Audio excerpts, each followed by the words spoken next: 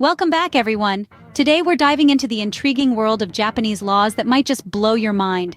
Japan, known for its uniqueness, has some legal quirks that'll leave you scratching your head. But remember, folks, while these laws might be okay in Japan, they're a no-go in most other places. First up, hold on to your hats because Japan's age of consent is a staggering 13 years old. Now let's dive into the historical context of this law. Picture this. It's 1907, the Meiji era. Japan is rapidly modernizing, and amidst this whirlwind of change, the Penal Code of Japan is established. And in this code, the age of consent is set at 13. Fast forward to the present day, and despite societal changes and global trends, this particular law remains unchanged.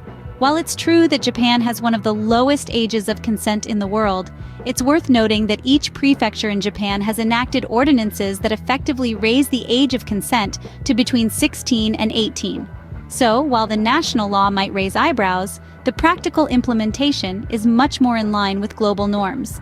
Yep, that's been the deal since 1907, making it one of the lowest ages of consent globally. As of 2023, Japan had raised the age of consent to 16 years old. But hey, this isn't an invitation to try this out elsewhere, folks. Now, here's a surprising one. In Japan, marrying your first cousin is completely legal. This law may seem odd to many of us, but it dates back to the 1800s. Its origins lie in the purpose of keeping wealth within families. You see, during the Edo period, Japan was a feudal society where wealth and power were often concentrated within familial lines. Marriages between cousins helped to ensure that wealth and power remained within the family, preventing the dilution of family assets. Fast forward to modern-day Japan, and you'll find that this practice has not entirely faded away. It's actually more common than you might think. While the reasons for such marriages have evolved over time, the law permitting them remains intact. Some couples may choose this path due to familial pressure, while others may simply fall in love. And it's not just ordinary citizens who have walked down this unusual matrimonial path. Even some of the country's most famous figures have been known to marry their first cousins. Former prime ministers, renowned businessmen, and celebrated artists alike have been part of this tradition. It's a part of Japanese culture that may raise eyebrows elsewhere, yet it's a reality in the land of the rising sun. Surprisingly common in Japan, it's even seen among famous figures like former prime ministers.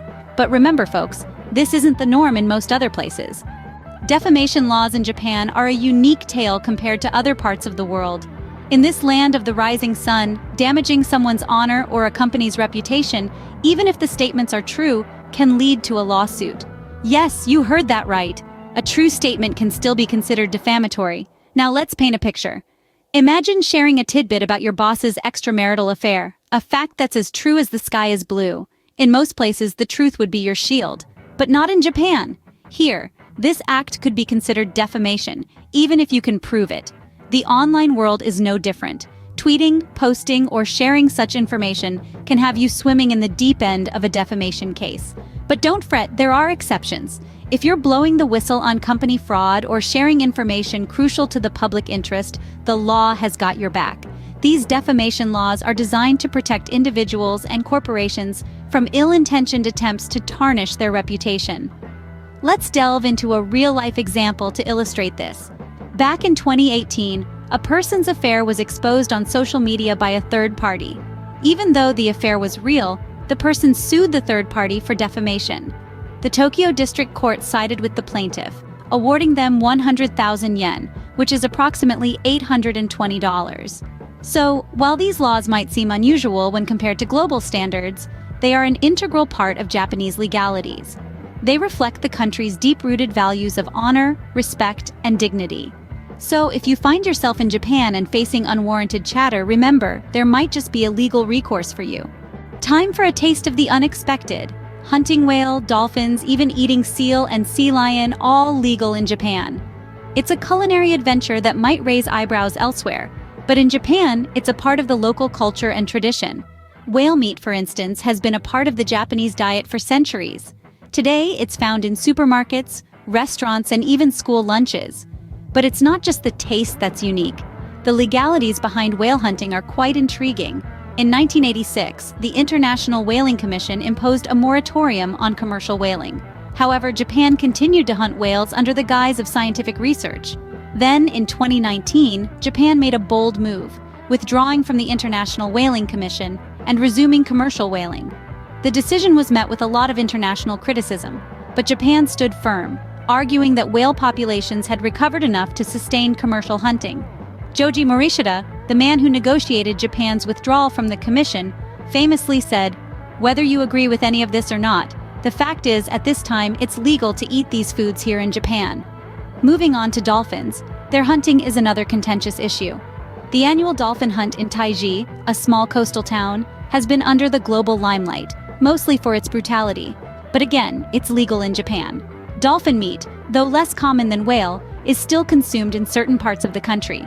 Seal and sea lion too find their way onto Japanese plates, although these are more niche delicacies. Hunted mainly in the northern regions of Japan, these meats are often dried and served as a snack, something akin to jerky in the West. These unique food laws offer a glimpse into Japan's rich and diverse culinary traditions. They might be controversial, but they're a testament to Japan's commitment to preserving its cultural heritage.